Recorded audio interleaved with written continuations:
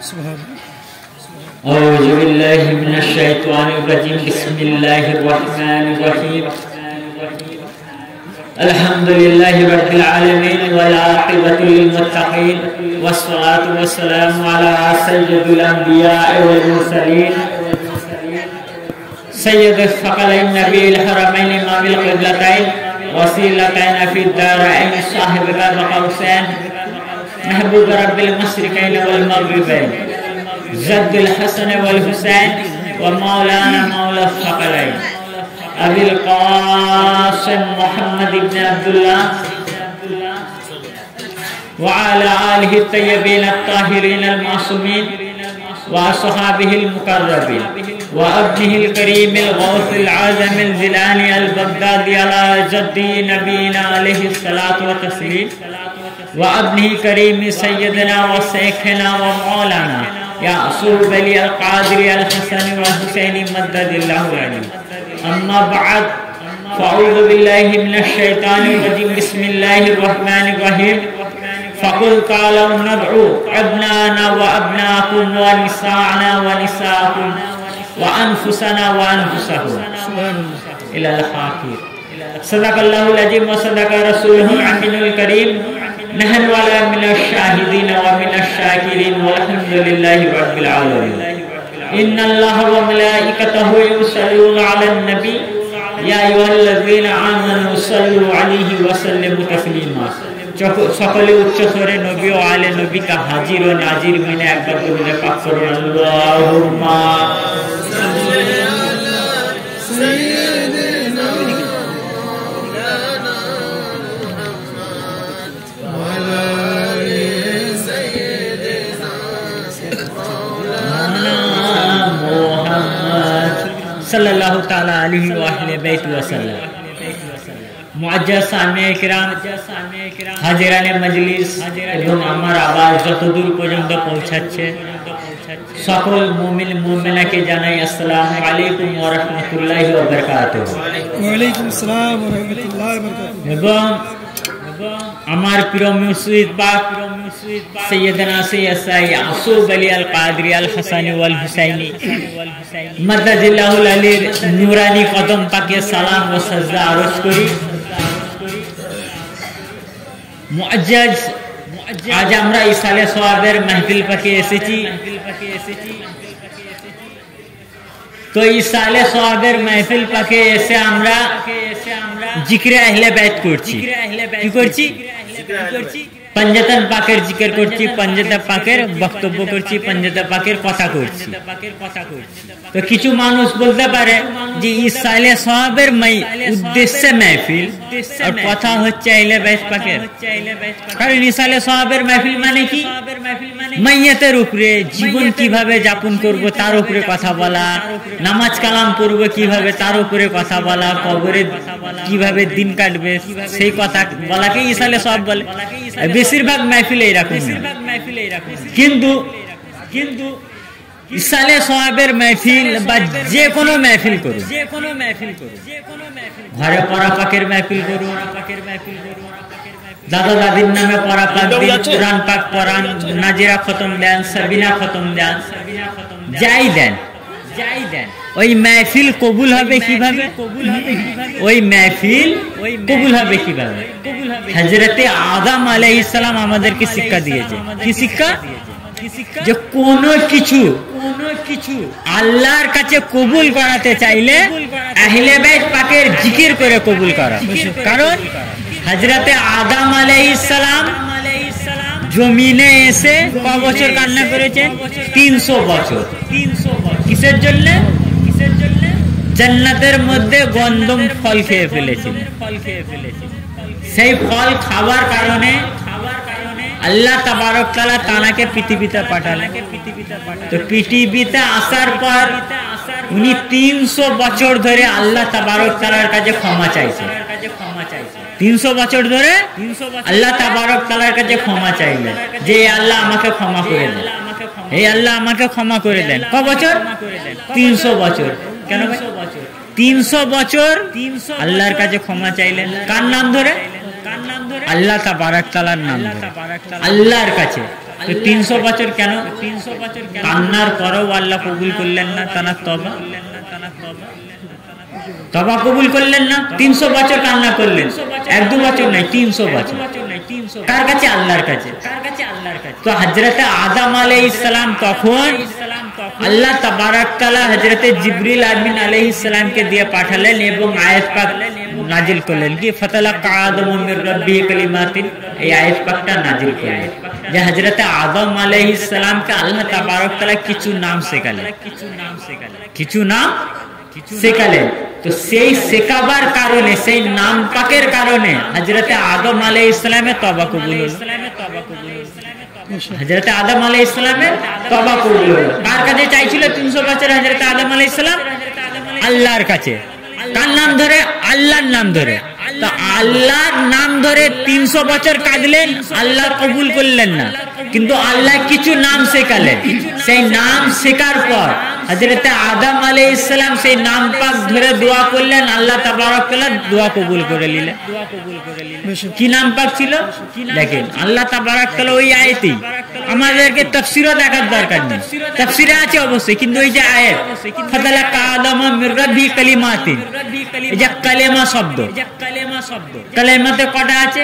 5টা হরফ আছে। কালেমাতে 5টা হরফ আছে, 4টে মুজাক্কার অর্থাৎ বেটা ছেলে আর একটা মেয়ে ছেলে। কটা? 4টে বেটা ছেলে আর একটা মেয়ে ছেলের অক্ষর আছে। আর আহলে বাইত পাকের মধ্যে, পঞ্চতন পাকের মধ্যে কটা বেটা ছেলে? 4টে আর একটা মেয়ে ছেলে। ওইখানেও 4টে বেটা ছেলে অক্ষর, এইখানেও পঞ্চতন পাকের মধ্যে 4 জন বেটা ছেলে, ওইখানে একজন মেয়ে ছেলের অক্ষর, এইখানে একজন মহিলাকে হযরতে ফাতেমা সালামুল্লাহ আলাইহা। অর্থাৎ যেই নাম পাক আল্লাহ তাবারক তাআলা শিখিয়েছিলেন, আল্লাহ তাবারক তাআলা শিখিয়েছিলেন কার? পঞ্চতন পাকের নাম পাক, আলী, ফাতেমা, হাসান, হুসেন এবং রাসূলের পাকের নাম পাক। এই 5 জনের নাম পাক ধরে আল্লাহর কাছে তওবা করলেন, তো আল্লাহ তওবা কবুল করলেন। অর্থাৎ আদম আলাইহিস সালাম শিক্ষা দিলেন, যদি আল্লাহর কাছে কিছু কবুল করাতে হয় তাহলে পঞ্চতন পাকের আগে জিকির করো।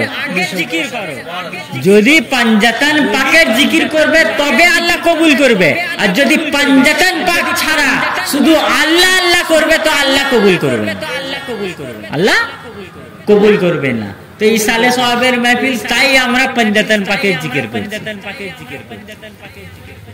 তো আমি যেই আয়াতে কারিমা পড়েছিলাম খুতবার মধ্যে, বেশি লম্বা চওড়া বক্তব্য করব না, যেহেতু খুবই ঠান্ডা আছে। 20 রবিউল সানি গিয়েছে কার? খাতুনে জান্নাত পাক সৈয়দনা ফাতেমা সালামুল্লাহ আলাইহার বিলাদত পাক, তার জন্মদিনের তারিখ গিয়েছে। তো আজকে সে তার রাত। তো আমার ইচ্ছা পীর মুর্শিদ পাকের করমে সৈয়দা ফাতেমা সালামুল্লাহ আলাইহার উপর 2-4 কথা বলবো। আমার বলার औकात নাই, কারণ কি সৈয়দা ফাতেমা ওই হস্তি, সৈয়দা ফাতেমা ওই হস্তি জানার শান খুদ খোদা বর্ণনা করে, জানার শান খোদা বর্ণনা করে। তো আমার औकात কি আছে উনার শান বর্ণনা করা? তো যাই হোক, যে আয়াত পাকটা আপনাদের সামনে তেলাওয়াত করেছি, আল্লাহ তাবারক তাআলা সূরা আলী ইমরানের 61 নম্বর আয়াত পাকের মধ্যে ইরশাদ করেছেন, ফাকুল তাআলা নাদু আবনানা ওয়া আবনাকুম ওয়া নিসানা ওয়া নিসাকুম ওয়া আনফুসানা ওয়া আনফুসাকুম। এই আয়াত পাকে আপনারা অনেকবার বক্তব্য শুনেছেন, কিন্তু আমি এই আয়াত পাকের মধ্যে কিছু ইম্পর্টেন্ট পয়েন্ট আছে যেগুলো তুলে ধরার চেষ্টা করব, যেটা ইনশাআল্লাহ ওলাজিদ পীর মুর্শিদ পাকের করমে এর আগে শুনেন। যে আল্লাহ তাবারক তাআলা তানার হাবিবকে বলছেন, হে রাসূল আপনি ডাকুন, আপনি বলুন, আর আপনি ডাকুন কি? নাদু আবনানা ওয়া আবনাকুম, আপনি আপনার সন্তানদের ডাকুন এবং তাদেরকে তাদের সন্তানদেরকে ডাকতে বলুন। ওয়া নিসানা ওয়া নিসাকুম, আপনি আপনার মহিলাদের ডাকেন এবং তাদেরকে তাদের মহিলাদেরকে ডাকতে বলুন। ওয়া আনফুসানা ওয়া আনফুসাকুম, আপনি আপনার জানকে ডাকেন এবং তাদেরকে বলুন তারা যেন তাদের জানকে ডাকে। তারপরে কি হবে? আমরা এক জায়গায় একত্রিত হয়ে আল্লাহ তাবারক তাআলার কাছে দোয়া করব। কিসের দোয়া? যে আল্লাহ যারা মিথ্যাবাদী তাদের উপর আল্লাহর লানত বর্ষিত, আল্লাহর অভিশপ্ত বর্ষিত। মিথ্যাবাদী কিসের উপরে তর্ক হচ্ছিল? নবী পাক সাল্লাল্লাহু আলাইহি ওয়াসাল্লামের সাথে 40 দিন মুনাজারা চলে। কাদের সাথে? ইহুদি খ্রিস্টানদের, মৌলানাদের সাথে, পণ্ডিতদের সাথে, পাদ্রীদের সাথে। কতদিন? 41 দিন। সেই খ্রিস্টান পাদ্রী বলছিল যে হযরতে ঈসা আলাইহিস সালাম হচ্ছে আল্লাহর বেটা। আর নবী পাক বলছিলেন না, আল্লাহর বেটা না, উনি আল্লাহর রাসূল এবং আল্লাহর বান্দা। এই নিয়ে 40 দিন পর্যন্ত মুনাজারা চলে রাসূল পাকের সাথে। তো যখন ওরা মুনাজারাতে হার মানছে না, একই কথাতে রয়ে আছে, তখন আল্লাহ হুকুম দিলেন, এ মাহবুব বলেন আর মুনাজারা নয় এবং মুবাহিলা হবে। এখন মুবাহিলা হবে। তো ওই মুবাহিলার ময়দানে নিয়ে যেতে ডাক দিলেন। দেখে ওইখানে আল্লাহ তাবারক তাআলার কাছে দোয়া হবে, যারা মিথ্যাবাদী তারা যেন ধ্বংস হয়ে যায়, আল্লাহর কাছে দোয়া করা হবে। তো এই আয়াত পাকে 5 জনকে রাসূল পাক নিয়ে গেছে, যেটা আমি তাফসীরের সংক্ষেপে আপনাদের সামনে তুলে ধরব। যে মুসলিম শরীফের মধ্যে 4th খণ্ড হাদিস নাম্বার 2434 এবং তিরমিজি শরীফ 5ম খণ্ড পৃষ্ঠা নম্বর 225 এর মধ্যে আছে। ইমাম আহমদ বিন হাম্বল তানার মুসনাদের মধ্যে লিখেছেন খণ্ড নম্বর 1 পৃষ্ঠা নম্বর 86 এর মধ্যে। আর বহু সংখ্যক একাধিক কিতাবের মধ্যে আছে, আমি টাইম বাঁচাচ্ছি। যে আন সাদ ইবনে আবি ওয়াক্কাস قال لما نزلت هذه الآيات فقل تعالوا ندعو أبناءنا وأبناءكم ونساءنا ونساءكم إلى الآخر। দাআ রাসূলুল্লাহ সাল্লাল্লাহু আলাইহি ওয়াসাল্লাম, যখন এই আয়াত পাকটা নাযিল হলো, যখন এই আয়াত পাকটা হযরত সাদ ইবনে আবি ওয়াক্কাস রাদিয়াল্লাহু তাআলা বলেন, যখন এই আয়াত পাক আল্লাহ তাবারক তাআলা অবতীর্ণ করলেন, তখন রাসূল পাক সাল্লাল্লাহু আলাইহি ওয়াসাল্লাম ডাকলেন কাকে? আলিয়ান ওয়া ফাতেমাতা ওয়া হাসানান ওয়া হুসাইনান। তখন রাসূল পাক আলী, ফাতেমা, হাসান, হুসাইন আলাইহিমুস সালাম পাককে ডাকলেন। ডেকে বললেন ফাকালা আল্লাহুম্মা হাউলাই আহলি। তারপরে বললেন, ইয়া আল্লাহ, ইনারা আমার আহলে বাইত। এই 5 জন আহলে বাইত পাক আলাইহিস সালামকে ডেকে বললেন, ইয়া আল্লাহ, ইনারা হচ্ছেন আমার আহলে বাইত পাক। তো রাসূল পাক ডেকে নিয়ে গেলেন কোথায়? মুবাহিলার ময়দানে। আচ্ছা, এখানে হাজী সাহেবও আছেন, মৌলানা সাহেবও আছেন। আপনারা হজ করতে গিয়েছেন বা এখন টেকনোলজির যুগ, ভিডিওর মাধ্যমে দেখেছেন যে কাবা শরীফ সামনে আছে। কাবা শরীফকে ঘিরে সবাই ঘুরে, তো হাজী সাহেবরা তো আপ করে কাবা শরীফকে ঘিরে, তো আপ করে। টেকনোলজির যুগেও দেখেছেন এবং যারা হাজী সাহেব তারাও জানে যে কাবা শরীফকে ঘিরে সমস্ত মুসলমান তোয়াফ করে। অর্থাৎ যেই জিনিসটাকে মুসলমানরা তোয়াফ করে সেই জিনিসটা কি? কাবা শরীফ। রাসূল পাক মুবাহিলার ময়দানে নিয়ে যাচ্ছেন। এটা বিস্তারিত তাফসীরের কিতাবে রয়েছে, তাফসীরে দুররে মানসুর, তাফসীরে কবির ইত্যাদি ইত্যাদি কিতাবের মধ্যে আছে, আমি টাইম বাঁচাচ্ছি। তো নবী পাক সাল্লাল্লাহু আলাইহি ওয়াসাল্লাম মুবাহিলার ময়দানে যাচ্ছেন। কজনকে ডাকলেন? আলী, ফাতেমা, হাসান, হুসাইন আলাইহিমুস সালামকে ডাকলেন। ডেকে যাচ্ছেন। কিভাবে যাচ্ছেন? ইমাম হুসাইন আলাইহিস সালাম কোথায় যাচ্ছেন? রাসূল পাকের কোল মুবারকে, এবং ইমাম হাসান পাকের রাসূল পাক আঙ্গুল মুবারক ধরে আছেন, ছোট ইমাম হাসান পাক। আর হযরতে সাইয়্যিদা খাতুনে পাক সালামুল্লাহ আলাইহা, তিনি নবী পাকের পেছনে আছেন, তিনি নবী পাকের পেছনে আছে। এবং সাইয়্যিদা খাতুনে জান্নাত পাক সালামুল্লাহ আলাইহার পেছনে মাওলা আলী আলাইহিস সালাম কে আছেন? মাওলা আলী। সামনে রাসূল পাক, সাইডে কে? ইমাম হাসান পাক। তো যেই জিনিসটাকে মুসলমান তোয়াফ করে সেইটা হচ্ছে কাবা, আর যাকে রাসূল এবং ইমাম তোয়াফ করেন তিনি হচ্ছেন ফাতেমা, তিনি হচ্ছেন ফাতেমা। কে? ইমামত এবং নবুয়ত যাকে তোয়াফ করে। কিরকম তোয়াফ হচ্ছে? সামনে দেখেন নবুয়ত, কে? নবী পাক। পেছনে ইমামত, কে? ইমাম আলী আলাইহিস সালাম। সাইডেও কে? ইমামত। এই 4 জন মিলে ঘিরে নিয়ে যাচ্ছেন কাকে? সাইয়্যিদা ফাতেমাকে। সাইয়্যিদা ফাতেমা সালামুল্লাহ আলাইহাকে 4 জন মিলে ঘিরে নিয়ে যাচ্ছেন মুবাহিলার ময়দানে। এই 4 জন মিলে ঘিরে নিয়ে যাচ্ছেন। তো জান্নাকে নবুয়ত এবং ইমামত তওয়াফ করে, তো তার মর্তবা কি হতে পারে?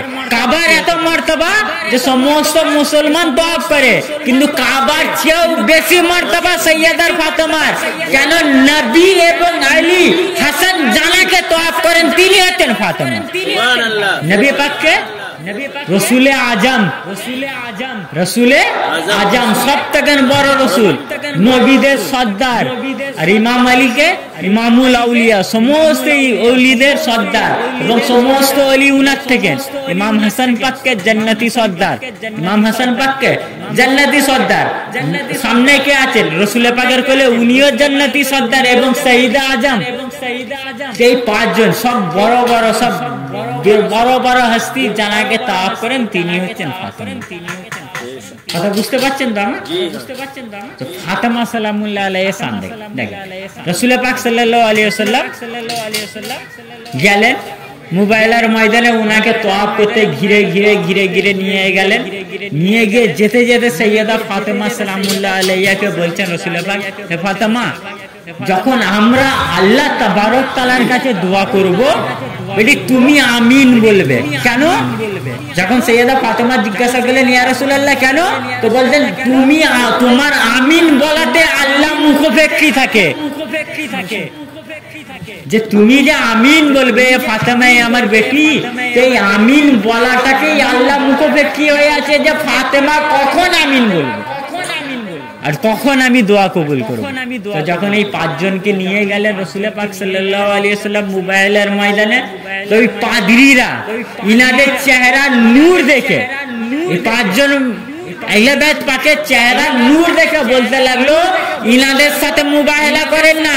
যদি ইনাদের সাথে মুবাইলা করেন, ইনাদের চেহারা মুবারকে যা নূর দেখতে পাচ্ছি, যদি ইনারা একবার আল্লাহ তাবারক তাআলার কাছে আমাদের জন্য বদদুয়া করে দেন, তো কাল কিয়ামত পর্যন্ত এই খ্রিস্টান ধর্ম আর কেউ থাকবে না।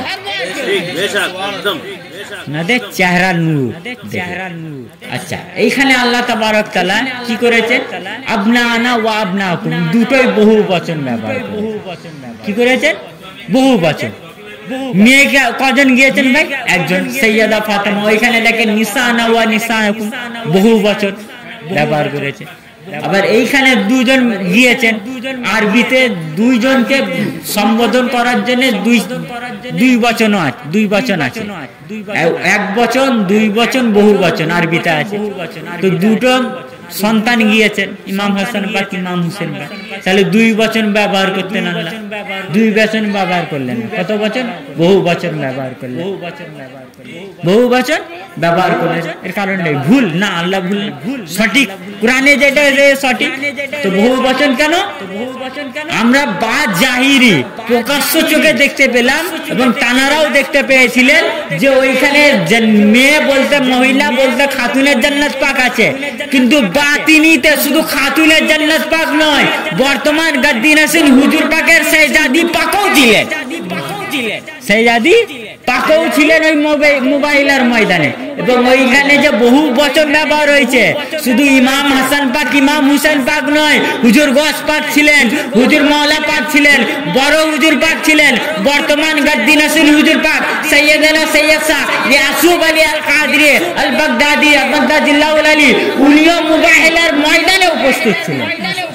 শুধু ওই পাঁচজন ছিলেন না, শুধু ওই পাঁচজন ছিলেন না। তারপরে দেখেন সৈয়দা ফাতেমার শান দেখেন। আচ্ছা, আমরা বসে আছি, ধরেন আমি বসে আছি, যদি হুজুর পাক এই টাইমে আসেন কি করবেন? দাঁড়িয়ে যাবেন। আর হুজুর পাক বসে আছেন, যদি মওলা পাক আসেন কি করবেন? হুজুর পাক কি করবেন? হুজুর মওলা পাক বসে আছেন, আর যদি হুজুর গস পাক আসেন, মওলা পাক, হুজুর গস পাক বসে আছেন এবং মাওলা আলী আলাইহিস সালাম আসছে, কি করবেন হুজুর পাক? আর মাওলা আলী আলাইহিস সালাম বসে আছেন, নবী পাক আসছে, কি করবেন? কেন? উনার থেকে উনি বড় মর্যাদায়, তাই দাঁড়িয়ে পড়বেন। আচ্ছা ভাই, আজব, নবী পাক বসে আছেন কামরা মুবারকে, আর সৈয়দা ফাতেমা আসছেন, নবী পাক দাঁড়িয়ে পড়ছেন। নবী পাক বুঝতে পারেননি বোধহয় কথাটা, খুব ভারী ওজনের কথা। হুজুর গসপাক বসে আছেন, মৌলা আলী আসলে হুজুর গসপাক উঠে পড়বেন, আর মৌলা আলী বসে আছেন, নবী পাক আসলে মৌলা আলী উঠে পড়বেন। কেন? মৌলা আলীর চেয়ে নবী পাক আফজাল, মৌলা আলীর থেকে নবী পাক বড়, তাই মৌলা আলী নবী পাকের সম্মানে দাঁড়িয়ে পড়বেন। তো ঠিক নবী পাক বসে আছেন, ফাতেমা আসছেন আর নবী পাক দাঁড়িয়ে পড়ছেন। তো ভাবেন সেই ব্যক্তির মর্যাদা কি। জানাকে দেখে নবী পাক দাঁড়িয়ে পড়তেন, জানার আশা দেখে। তার মানে কি নবী পাক কেতে কি সৈয়দা মর্যাদা বেশি, ইনাদের মর্যাদা এক। বরং নবী পাক সাল্লাল্লাহু আলাইহি ওয়াসাল্লাম বলেছেন বুখারী শরীফের হাদিসের মধ্যে, আন মিসওয়ার ইবনে মাখরামা ক্বালা ক্বালা রাসূলুল্লাহ সাল্লাল্লাহু আলাইহি ওয়াসাল্লাম আল ফাতিমাতু বাদাতু মিন্নি ফামান আদাবানি, যে ফাতেমা সালামুল্লাহ আলাইহা হচ্ছেন আমার শরীরের হিস্সা, কি টুকরা নয়, টুকরো নয়। আল ফাতিমাতু বিদাতু মিন্নি, আমার শরীরের টুকরো নয়। টুকরো তরজামা ভুল। টুকরো মানে কি? এই যে কাগজ রয়েছে, এই কাগজটাকে কেটে ফাঁক দিয়ে দিলাম, এটা হচ্ছে টুকরো। হিস্সা মানে কি? এই জমিন আছে তো, এই জমিন আছে তো, দু কাটা আছে, দু কাটা আছে। হালিম ভাই এবং ইনার দিদির নামে এই দু কাটা জমি ভাগ হলো, এক কাটা ইনার, এক কাটা ইনার, তো হিস্সা বলা হয়। এটাকে বলা হয় হিস্সা। তো নবী পাক টুকরো বলেননি, হিস্সা বলেছেন। কি? আল ফাতেমা তো বিদাতু মিন্নি, ফাতেমা আমার শরীরের হিস্সা, টুকরো নয়। হিস্সা মানে কি? ভাগ না শরীরে। তার মানে কি? এটা এতটা হাদিস, টুকরো আলাদা আর হিস্সা আলাদা, অংশ আলাদা, দেহ একই জিনিসের তৃতীয়। তো এইখানে নবী পাক বললেন আমার হিস্সা। তো এই এতটা তরজমা সহি, কিন্তু এর মানেটা কি? ভেতরে একটা মানে আছে, তো এর মানেটা কি? যে নবী পাক বলছেন ফাতেমা আমার শরীরের হিস্সা, তার মানে এটাই যে নবী পাক নবুয়ত, তো সেই নবুয়তের অংশ হচ্ছে ফাতেমা, নবুয়তের হিস্সা হচ্ছে ফাতেমা। নবী পাক নূর, সেই নূরের অংশ, সেই নূরের ভাগ হচ্ছে ফাতেমা। নবী পাকের যে ওজুদ আছে, যে ওজুদ আছে, সেই ওজুদের হিস্সা হচ্ছেন ফাতেমা। নবুয়তের হিস্সা ফাতেমা। যদি ফাতেমাকে বাদ দেন তাহলে নবুয়তের অংশ থাকবে না, কমপ্লিট হবে না। কেন? সম্পূর্ণ করতে গেলে সেই হিস্সা দরকার। কার? ফাতেমার হিস্সা দরকার। কারণ কি? কেন হিস্সা ফাতেমার দরকার? নবী পাক নবুয়ত এনেছেন, নবী পাক কি এনেছেন? নবুয়ত এনেছেন, কিন্তু ওই নবুয়তকে বাঁচিয়েছেন ফাতেমা।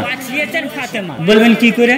কারবালায় তো ইমাম হুসেন পাক শহীদ বাঁচিয়েছে, কিন্তু না, ইমাম হাসান পাককে পৃথিবীতে, ইমাম হুসেন পাক আলাইহিস সালামকে পৃথিবীতে এনেছেন কে?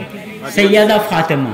কারণ দেখেন নবী পাক থেকে ইসলাম এসেছে, সৈয়দা ফাতেমা ওজুদ, যে নবী পাক যে বলেন আল ফাতেমা তো বিদাতু মিন্নি, ফাতেমা আমার শরীরের হিস্সা, তার মানে রাসূল পাক বলছেন আমার যে ওজুদ, এই ওজুদের হিস্সা হচ্ছে ফাতেমা।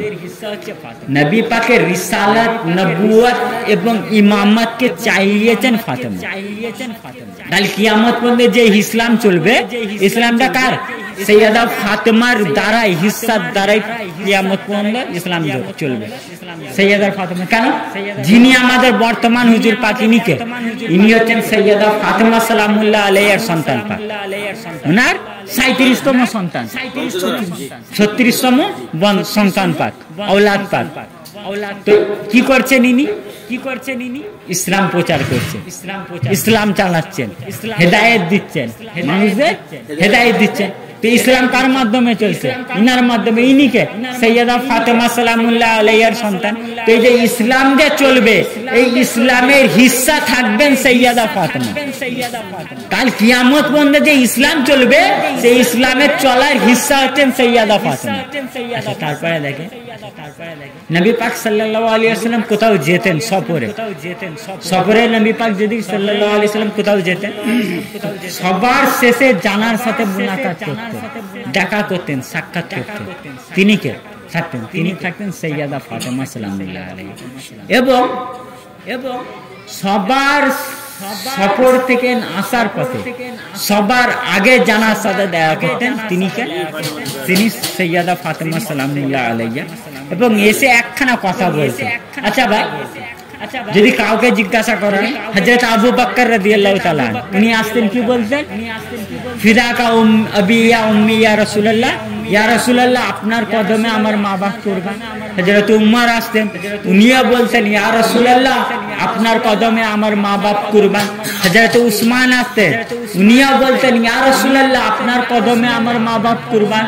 হযরত আয়েশা আসতেন, তিনিও যদি কিছু বলতে চাইতেন, কিছু আরজি করতে চাইতেন, তো তিনিও বলতেন ইয়া রাসূলুল্লাহ আপনার কদমে আমার মা বাপ কুরবান। হযরত উম্মে সালমা আসতেন, কিছু আরজ করতে চাইতেন, কিছু বলতে চাইতেন, তো তিনিও বলতেন ইয়া রাসূলুল্লাহ আপনার কদমে আমার মা বাপ কুরবান। অর্থাৎ সমস্ত সাহাবায়ে কেরাম আসতেন তো বলতেন ইয়া রাসূলুল্লাহ আপনার কদমে আমার মা বাপ কুরবান। মুআজ্জিসানে ইকরাম জানার কদম পাকে সমস্ত মুসলমান নিজের জান এবং নিজের মা বাপকে কোরবান করে। জানার কদমে সমস্ত সাহাবা নিজের মা বাপকে কোরবান করেন। তিনি হচ্ছেন রসুলে পাক, আর রসুলে পাক জানার কদমে নিজের মা বাপকে কোরবান করেন। তিনি হচ্ছেন খাতুনে জান্নাত পাক। সে সফর থেকে আসতেন আর কি বলতেন জানেন, ফিদাকি উম্মি আবি ইয়া ফাতেমা, হে ফাতেমা তোমার কদম তলে আমার মা বাপ কুরবান। সৈয়দা ফাতেমার কদম তলে নবী পাক নিজের মা বাপকে কুরবান করতেন। কেন জানেন? সৈয়দা ফাতেমা যেই মেহনত করেছেন রসুলের পাকের জন্য, রসুলের পাক উনাকে কি বলতেন, উম্মে আবিয়া। এর অর্থ কি? পিতার মা। রসুলের পাক ফাতেমাকে এই বলে ডাকতেন, খাতুনে জান্নাত পাকে উম্মে আবিয়া। এর অর্থ হচ্ছে পিতার মা। মেয়েকে মা বলে ডাকতেন। কেন ডাকতেন?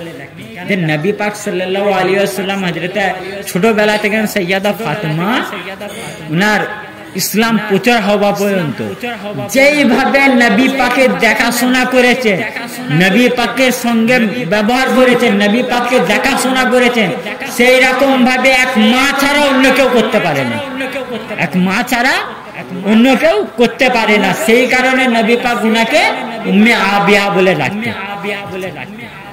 নবী পাক হযরত খাতুনে জান্নাত পাক সালামুল্লাহ আলাইহা বিলাদত পাক হয়েছে 20 রবিউল সানিতে হয়েছে, 20 রবিউল সানি, অর্থাৎ আজকে সকালে দিন গিয়েছে, কালকে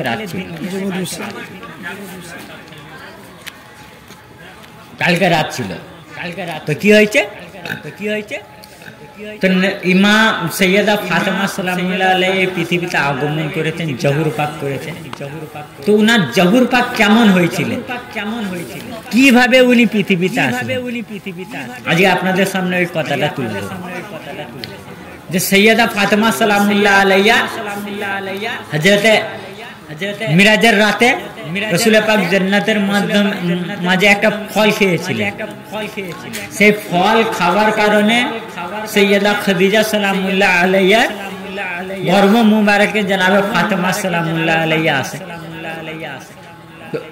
জনাবে ফাতেমা সালামুল্লাহ আলাইহা যখন হযরতে খাদিজা সালামুল্লাহ আলাইহা উনার আম্মা জান, রসুল হযরতে ফাতেমা সালামুল্লাহ আলাইহার আম্মা জান হচ্ছেন জনাবে খাদিজা। তো উনার গর্ভতে যখন ছিলেন, জনাবে খাদিজা সালামুল্লাহ আলাইহা বলে যে যতদিন হযরতে ফাতেমা সালামুল্লাহ আলাইহা আমার বতন মুবারকে, আমার গর্ভ মুবারকে, আমার পেট মুবারকে ছিলেন, ততদিন আমি আমার পেট থেকে জান্নাতি খুশবু পেতাম। ঠিক আছে, জান্নাতি খুশবু পেতেন। তো যখন হযরতে ফাতেমা সালামুল্লাহ আলাইহা এই পৃথিবীতে আগমন করার সময় হলো তখন হযরতে খাদিজা সালামুল্লাহ আলাইহা কুরাইশের মহিলাদেরকে ডাকতে পাঠালেন, কাউকে দিয়ে ডাকতে পাঠালে যে আপনারা আসেন আমার সাথে একটু সময় বিতান, আমার এই অবস্থা। তো কুরাইশের কোনো মহিলা আসলেন না করে দিলেন, এই কারণে যাব না, তুই সব তোমার দৌলত কি করেছো মুহাম্মদ সাল্লাল্লাহু আলাইহি ওয়াসাল্লামের নামে লুটিয়ে দিয়েছো, তোমার কাছে কোনো দৌলত নেই, আমরা যাব না। তো তখন সে হযরত জনাবে খাদিজা সালামুল্লাহ আলাইহা কি করলেন, উদাস হলেন, মায়ুস হলেন যে এই টাইমে কেউ আসলো না আমার কাছে। তো উনি মাথা নিচু করে ঘর মুবারকে বসে আছে। তো হঠাৎ উনার যখন নজর তুললেন, জানাবে খাদিজা সালামুল্লাহ আলাইহি সাল্লাম নিজের নজর পাক তুললে তো দেখছেন উনার দরজার সামনে 4খানা মহিলা দাঁড়িয়ে আছে।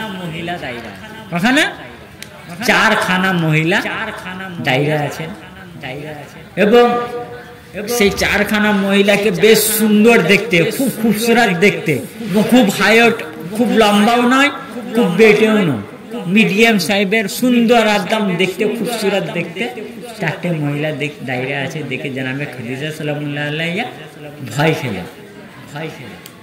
তো যখনই ভয় খেলেন তো এই 4জন মহিলা বলতে লাগলেন, হে খাদিজা, হে আরবের মালিক, মালিকায়ে আরব, সেই জানাবে খাদিজা সালামুল্লাহ আলাইহা বলা হয়, তো আপনি ভয় খায়েন না, আমরা আপনার বোন, আমরা আপনার বোন এবং আমরা আপনার খাদিমা। আল্লাহ তাবারক তাআলা আমাদেরকে আপনার খিদমত করার জন্য পাঠিয়েছে। কার? জানাবে খাদিজা সালামুল্লাহ আলাইহা খিদমত করার জন্য পাঠিয়েছে।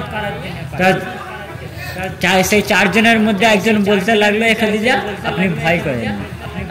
তখন আরো ভয় খেয়ে গেলেন। কেন? যে ইনি তো বনি হাসিমের ভাষায় কথা বলছেন, আরবের মহিলারা যেভাবে কথা বলছেন এই 4জনে সেইভাবে কথা বলছেন এবং চেনেন না। উনি ভয় খেলেন। তখন উনি বললেন যে আমি হচ্ছি কে? একজন বললেন তার মধ্যে আমিও হচ্ছি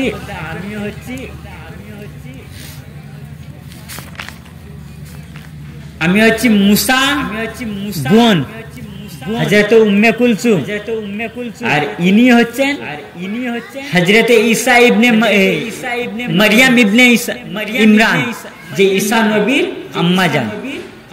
আর ইনি হচ্ছেন ফিরাউনের স্ত্রী আসিয়া, আর ইনি হচ্ছেন হযরত ইসহাক আলাইহিস সালামের আম্মা সারা। অর্থাৎ নবী পাকের বেটি আসছেন, নবী পাকের বেটি আসছেন। 4জন খাদিম এসেছে জান্নাত থেকে। সে খাদিমকে কেউ নবীর মা, কেউ নবীর মা, কেউ নবীর বোন, কেউ নবীর মা, একজন মুসা নবীর বোন, তিনি হয়েছেন হযরত খাদিজা সালামুল্লাহ আলাইহার খাদিম। আর একজন ঈসা নবীর মা হযরত মারইয়াম সালামুল্লাহ আলাইহা, তিনি হচ্ছেন কে?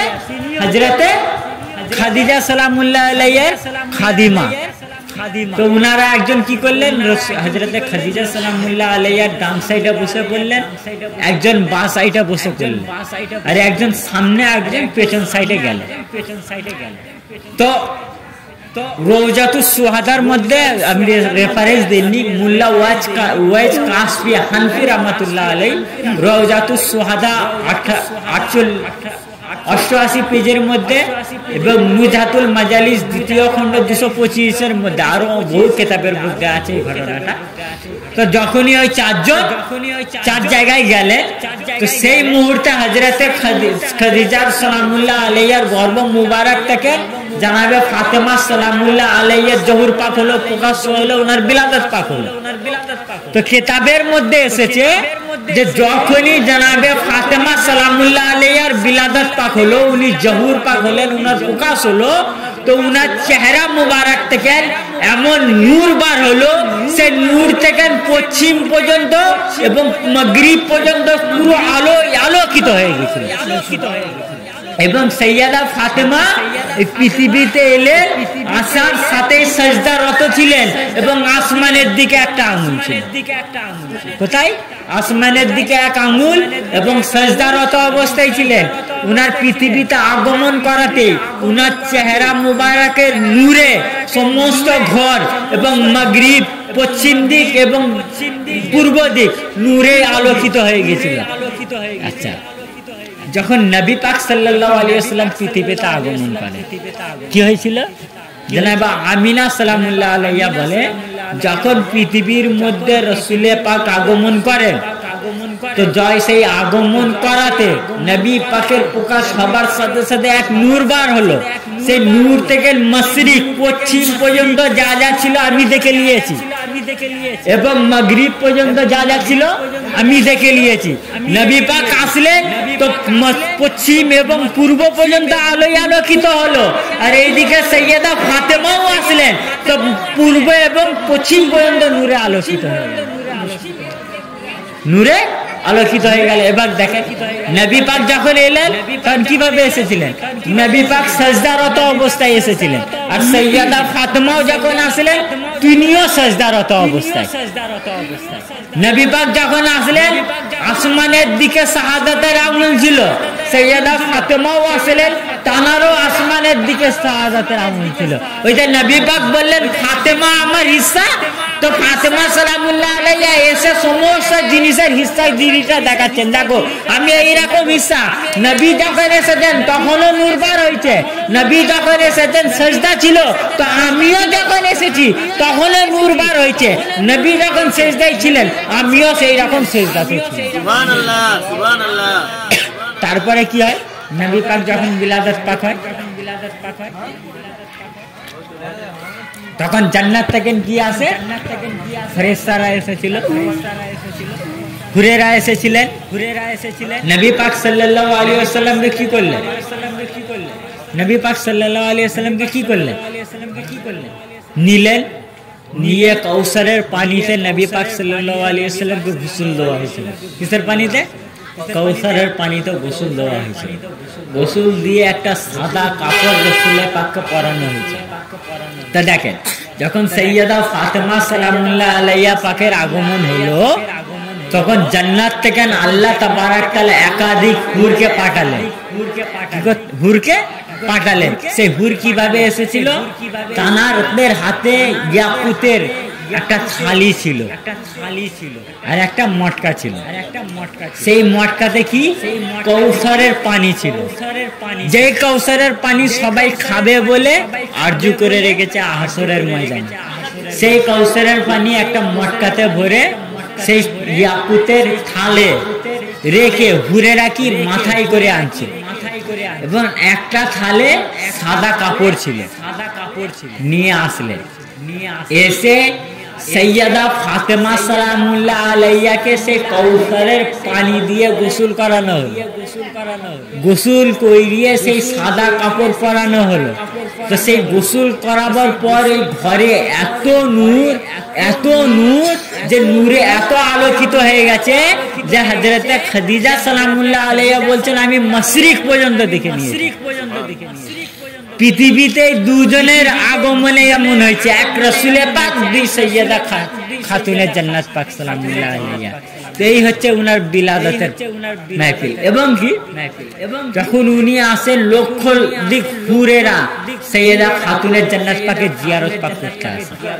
তো মুআজ্জাজ আমরা যে আজ এই দরবার পাকে এসেছি, এই দরবার পাকটা কার দরবার পাক? আহলে বাইত পাকের দরবার। এই দরবার পাকটা কার দরবার পাক? সৈয়দা খাতুনে জান্নাত পাক সালামুল্লাহ আলাইহা পাকের দরবার পাক। ইনার এই দরবার পাকের যিনি হুজুর পাক, পীর সাহেব, তিনি কে? তিনি নবী পাকের সন্তান পাক, নবী পাকের औलाद পাক, সৈয়দা খাতুনে জান্নাত পাকের औलाद পাক। আচ্ছা, এই যে খাসপুর খানকা পাক রয়েছে, আমাদের খানকা পাক, খাসপুর খানকা পাক, এই খানকা পাক রয়েছে। কার খানকা পাক? নবী পাকের औलादে। শুধু নবী পাকের औलादে নয়, এই খানকা পাকটা হচ্ছে নবী পাকের খানকা পাক। শুধু রসুলের পাকের নয়, রসুলের পাকের औलाद পাকের নয়, আমাদের হুজুর পাকের নয়, এই নবী পাকের খানকা পাক। দেখেন আল্লাহ তাবারক তাআলা সূরা বাকারার 58 নম্বর আয়াত পাকে বলছেন কি? ওয়াদখুলু বাবা সুজ্জাদান ওয়াকুলু হিত্তাতুন নাগফির লাকুম খাতায়াকুম। আল্লাহ তাবারক তাআলা বলছে হে মাহবুব তোমরা সাজদারত অবস্থায় এই বাবে হিত্তা অর্থাৎ হিত্তার দরওয়াজায় এসো। আল্লাহ তাবারক তাআলা বলছেন ওয়াকুলু হিত্তাতুন, এবং যখন সিজদারত অবস্থায় এই হিত্তার দরওয়াজায় চলে আসবে তখন তোমরা বলবে নাগফির লাকুম, আমাদের গুনাহ maaf করো, ওয়া জুনুবাকুম, আমাদের ওয়া খাতায়াকুম, আমাদের খাতাকে maaf করো। কোথা? বাবে হিত্তার কাছে এসে। এটা কি? বনি ইসরাইলের যুগে মসজিদ পাক, যে মসজিদে বাইতুল মুকাদ্দাস রয়েছে, ওইখানে বাবে সেই একটা দরওয়াজা ছিল, সেই দরজার নাম ছিল হিত্তা। সে দরজার কি কাজ? বনি ইসরাইলের যত গুনাহগার বান্দা থাকতো সেই দরজার কাছে আসতো এবং এই বলতো যে আল্লাহ আমাদেরকে ক্ষমা করে দেন। আল্লাহ ক্ষমা করে দিতেন। আল্লাহ শেখাচ্ছেন, কি বলছেন? ওয়াদখুলু বাবা সুজ্জাদান, যখন তোমরা এই দরজাতে প্রবেশ করবে সাজদারত অবস্থায় প্রবেশ করবে। ওয়াকুলু হিত্তাতুন নাগফির লাকুম ওয়া খাতায়াকুম, এবং যখন তোমরা এই দরজাতে সাজদারত অবস্থায় প্রবেশ করবে এবং বলবে হে আল্লাহ আমাদের গুনাহ মাফ করো এবং আমাদের বখশিশ করো, আমাদের ভুলকে মাফ করো। তো ভাই বাবে হিত্তাকে কিভাবে যেতে বললেন আল্লাহ? সাজদারত অবস্থায়। তো এই বাবে হিত্তাতে যারা যারা যেত তাদের কি হতো? আল্লাহ গুনাহ মাফ করে দিতেন। ওই বাবে হিত্তাতে ওই দরজাতে গিয়ে যে যা চাইতো আল্লাহ তাবারক তাআলা তাকে তাই দিতেন। যাকে যে যা চাইতো তাকে তাই দিতেন।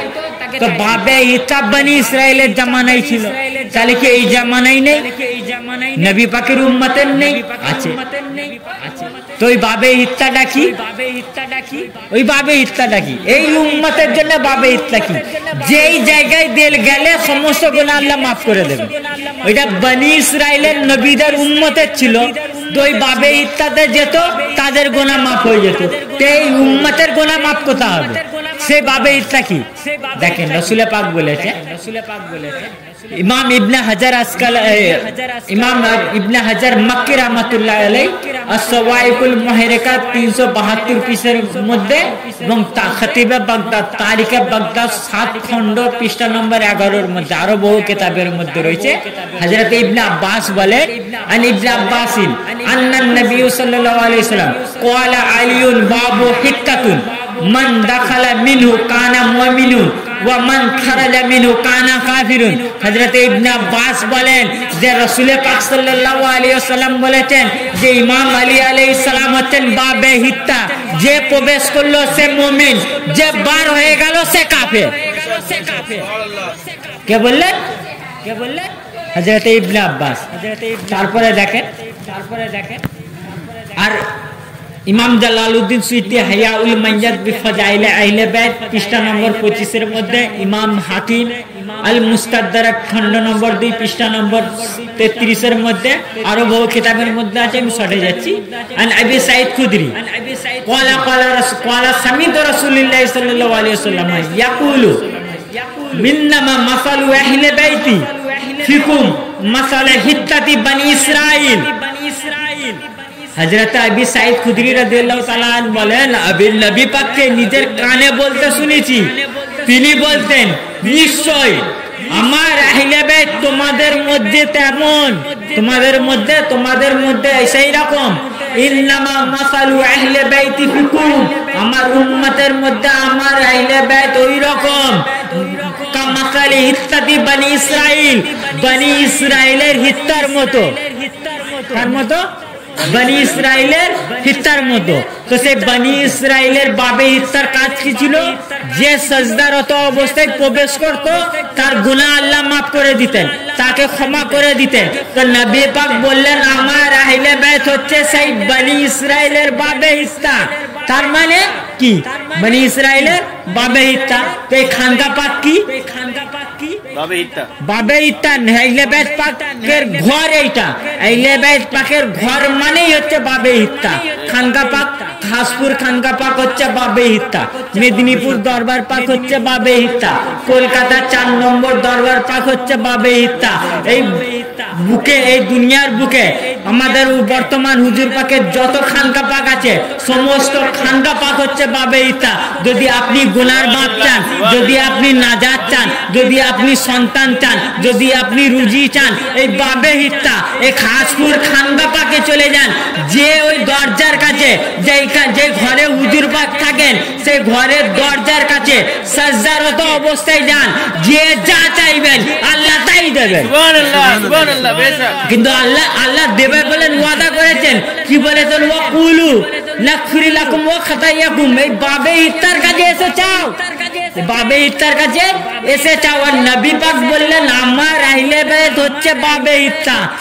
এই খাসপুর দরবার পাকে খানকা পাকে যে চাই যা চাইবেন তাই পাবেন, কেন এটা হচ্ছে বাবে হিত্তা। আপনার গুনার মাফ হবে, আপনার সবকিছু মাফ হবে। কিন্তু এই বাবে হিত্তায় গেলাম না এবং এই বাবে হিত্তা থেকে বার হয়ে গেলাম।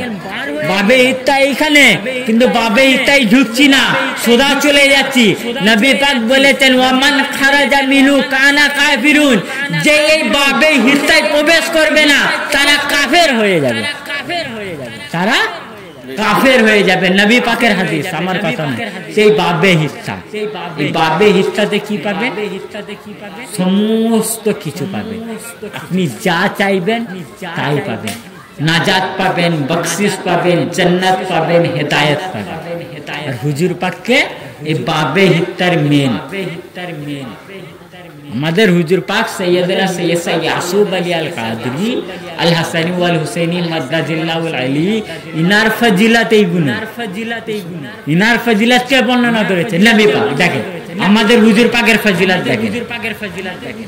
মাজমাউজ জাওয়াইদের মধ্যে ইমাম হাইসিমি রাহমাতুল্লাহ আলাইহি লিখেছেন কি, খণ্ড নম্বর 10 পৃষ্ঠা নম্বর 158 এর মধ্যে ইমাম আলী আলাইহিস সালাম বর্ণনা করেছেন। আন আলী ইবনে আবি তালিব ক্বালা কুল্লু দুআইন মাহজুবুন হাত্তা সামাই উসাল্লি আলা মুহাম্মাদিন ওয়া আলি মুহাম্মাদ। হযরত আলী আলাইহিস সালাম বলছেন যে সমস্ত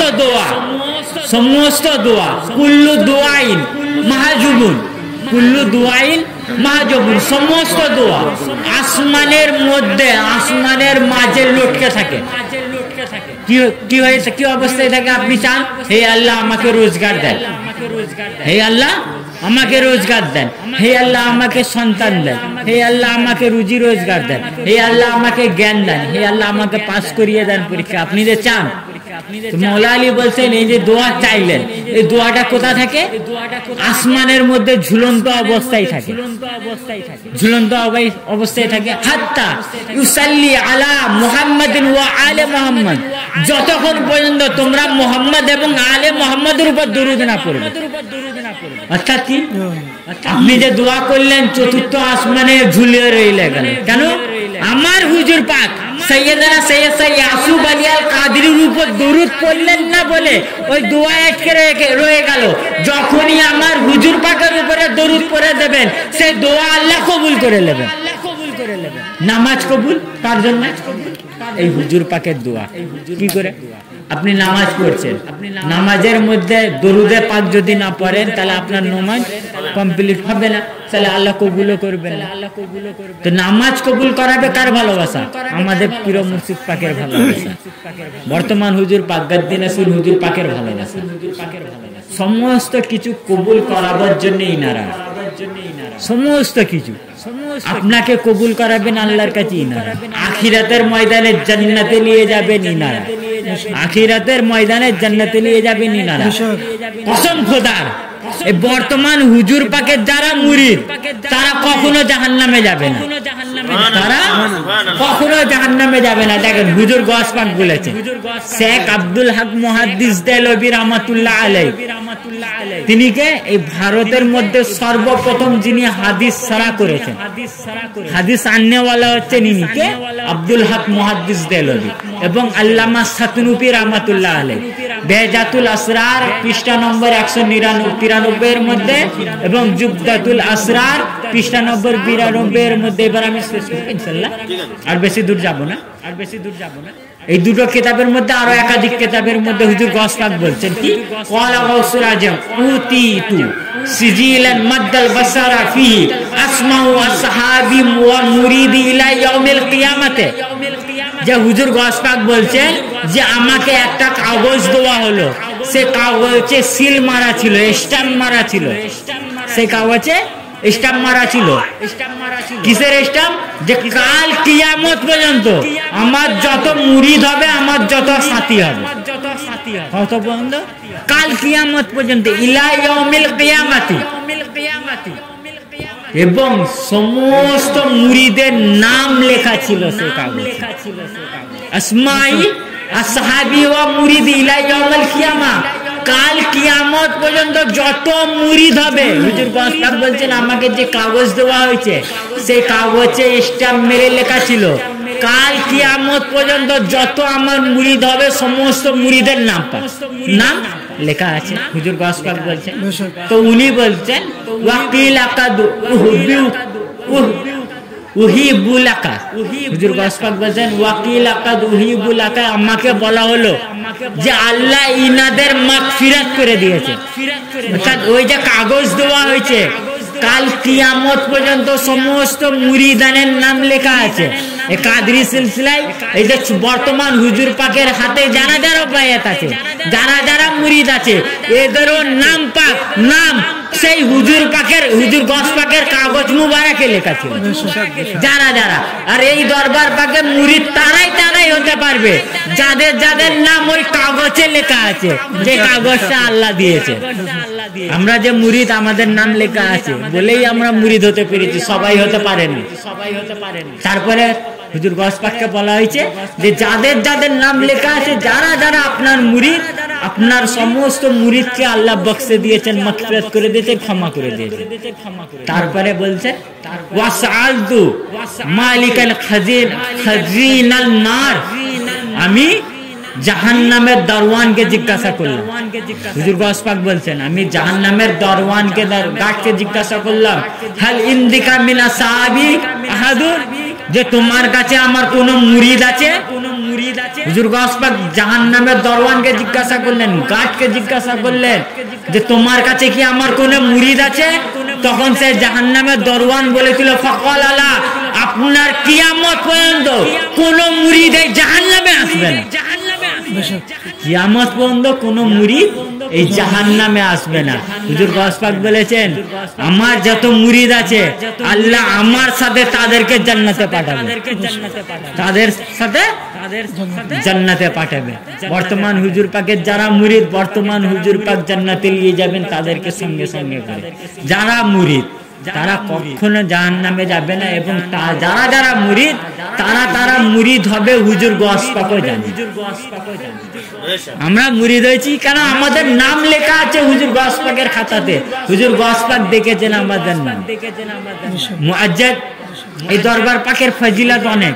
তারপরে হুজুর গৌস পাক বলছেন দেখেন ওয়া আকবার জামউল আনিল মাসাইক জামিলা শেখ আব্দুল কাদের মুরিদিহি ইলা ইয়াউমিল কিয়ামাত আল্লাহ ইয়ামুতা আহাদুম মিনহুম ইল্লা আলা তাওবাতে। বলছেন সমস্ত আউলিয়াগণ বর্ণনা করেছেন যে হুজুর গৌস পাক এই জামানত নিয়েছেন। কিসের জামানত? যে আমার মুরিদ কিয়ামত পর্যন্ত যত মুরিদ হবে তারা মৃত্যুবরণ করবে বিনা তওবাতে মৃত্যুবরণ করবে না, তারা তওবা করেই মৃত্যুবরণ করবে। তো যাই হোক মুআজ্জাজ সামিয়ে কিরাম, আমার মুখতাসার বক্তব্য এখানেই সমাপ্তি ঘটাচ্ছি। ওমা আলাইনা ইল্লাল বালাগুল মুবিন। আসসালামু আলাইকুম ওয়া রাহমাতুল্লাহি ওয়া বারাকাতুহু। ইয়া নবী সালাম ইয়া রাসূল সালাম আলাইকা।